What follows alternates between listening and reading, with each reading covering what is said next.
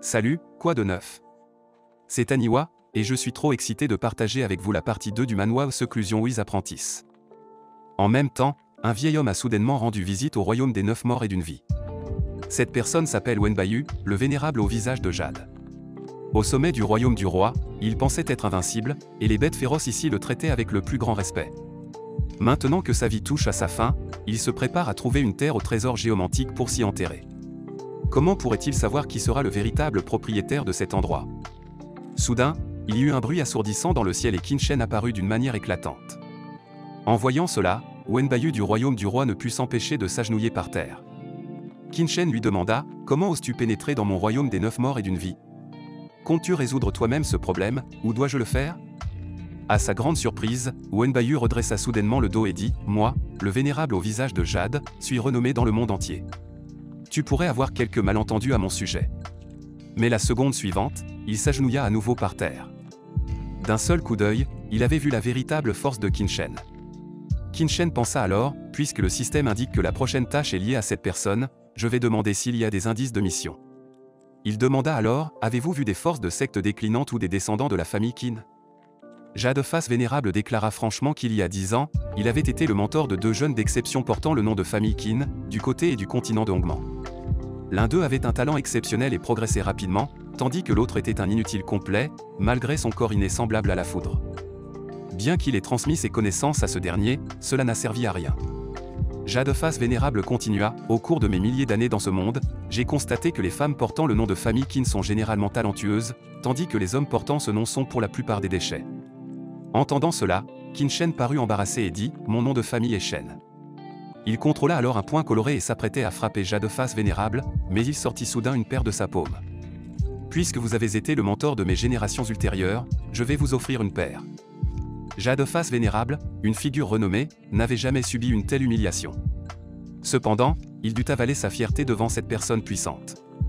Soudain, lorsque le vieux visage de Bayu devint rouge, ce n'est pas une paire, mais une médecine sacrée vieille de 1000 ans que je cherche depuis des siècles, le fruit enroulé par serpent doré. Juste un seul peut renouveler 1000 ans de vie.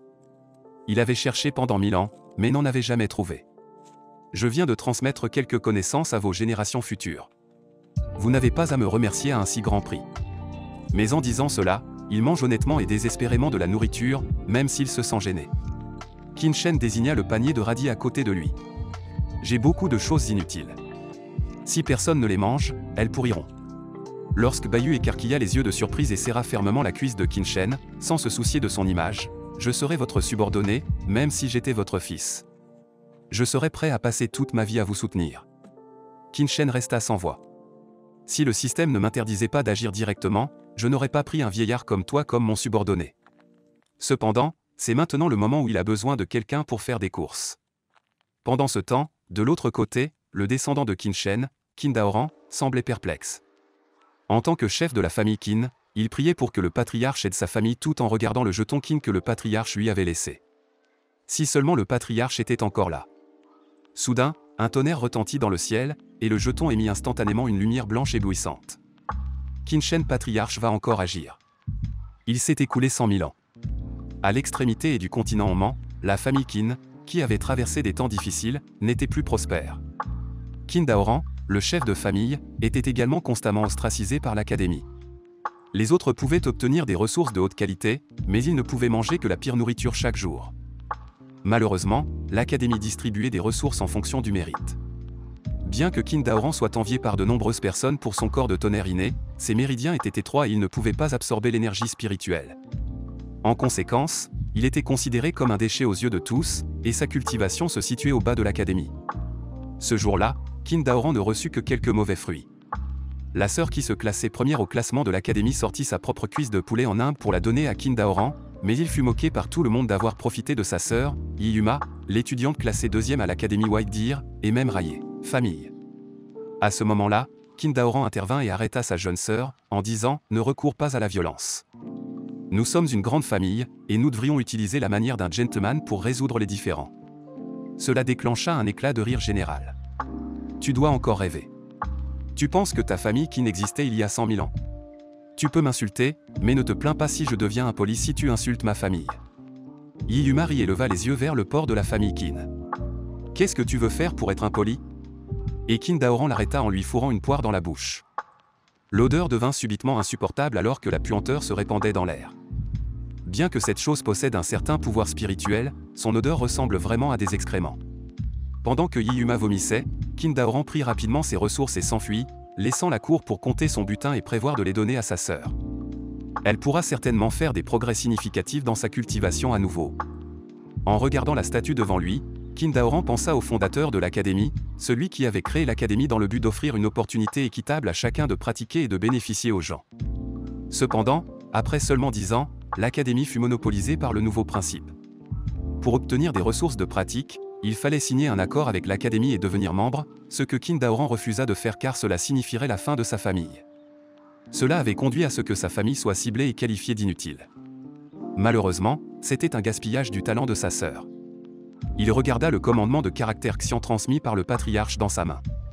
Si le patriarche était encore là, ils auraient pu dominer l'académie et conduire la famille Qin vers le monde. À ce moment-là, la famille Qin appauvrie reçut soudainement un visiteur inattendu qui s'avéra être le doyen actuel de l'académie White Deer. Pardon grand, ceci est un accord signé volontairement par votre sœur, Qin Kie. Dans 10 jours, si elle gagne la compétition d'admission, elle sera membre de l'académie à partir de ce moment-là. Ensuite, votre famille Qin n'aura plus à se soumettre à l'académie mais pourra toujours profiter de ses ressources abondantes. Sacrifier une femme pour l'espoir de tout le clan, n'est-ce pas une bonne affaire?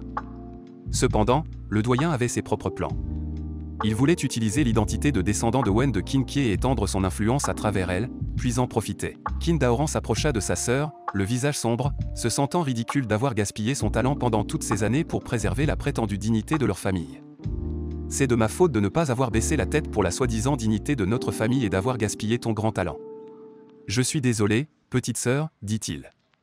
Il se rendit ensuite devant la sculpture de Wen Bayu et y déposa des offrandes, disant avec dévotion au jeton de commandement laissé par le patriarche, « Tu as dit que la famille peut demander ton aide en période de crise. Maintenant que notre famille décline et que nous sommes sur le point de perdre même ma sœur, peux-tu nous donner un coup de main ?» Soudain, le jeton de commandement du patriarche brilla en bleu, suivi d'un coup de tonnerre qui frappa directement Qin Daoran. « Patriarche irresponsable, tu as dit de venir te trouver en période de crise, mais maintenant tu utilises le tonnerre pour me frapper. Regarde-moi manger tes offrandes et utiliser mon urine pour te réveiller. » Pendant ce temps, Wen Bayu reçut des instructions de Qin Xian et téléporta juste là-bas. « Il pleut, murmura-t-il, bien qu'il fût en réalité furieux. Mais après tout, il était un descendant de Qin Xian. Wen était trop effrayé pour faire quoi que ce soit. Alors, il repoussa Qin Daoran d'un coup de main. Ils volèrent immédiatement pendant un jour et une nuit pour atteindre le hall de Qin Xian. « Votre patriarche est à l'intérieur. Venez avec moi, dit-il. Qin Daoran fut choqué et ravi. Mon patriarche y est parvenu après tout, et il travaille même en dessous. Excité, il s'enfonça dans les profondeurs du palais. Mais dès la seconde suivante, il fut stupéfait par ce qu'il vit. N'était-ce pas le mendiant qui dormait dans le tas d'ordures, le patriarche de la famille Qin? Était-il vraiment réduit à garder la porte pour un autre? Il avait l'air si misérable et décevant. Soudain, un bruit étrange se fit entendre derrière le tas d'ordures du patriarche, et un grand oiseau apparut. Qin Daoran fut instantanément terrifié. Oh non, comment se fait-il que mon patriarche dorme à côté de cette bête démoniaque? Il la reconnut comme étant le puissant moineau à ailes sombres violettes. Il supplia rapidement Wen de sauver son patriarche. Mais dès la seconde suivante, Wen s'agenouilla. Que se passe-t-il? Wen a-t-il lui aussi peur de l'oiseau? Ensuite, le moineau à ailes sombres violettes prit la parole. Le petit Wen vous a amené votre disciple. Lève-toi, maître. Cette scène fit remettre en question toute la vie de Qin Daoran. Pourquoi Wen et l'oiseau appelaient-ils tous les deux son patriarche maître? Voyant leur comportement respectueux, Qin Daoran a finalement cru que leur patriarche était effectivement leur maître. Comment cela pouvait-il être possible? Était-il en train de rêver? À ce moment-là, Luo Qinshan vola en tenant un veau. Elle lava immédiatement le visage du patriarche avec une bave, le remerciant de lui avoir donné l'écriture de l'empereur de la tenue de combat et l'aide de Black. Maintenant, la secte est de nouveau en plein essor. Le patriarche ordonna à la petite Luo de cuisiner. Cette scène stupéfia encore plus Qin Daoran. Son patriarche lui donnait en réalité de telles choses précieuses. Il semblait que la générosité du patriarche n'avait pas de limite. En tant que parent direct, il ne pouvait s'empêcher de penser que c'était une opportunité envoyée par le ciel. Avec cela en tête, Qin Daoran s'inclina rapidement respectueusement devant le patriarche. Il pensait que tant que le patriarche lui enverrait quelque chose comme des bêtes démoniaques de niveau impérial, le problème serait résolu. Mais ses pensées furent instantanément percées à jour par Qin Shen. Il avait géré la famille de manière si médiocre, et pourtant il voulait quand même des récompenses. Il devrait d'abord être puni.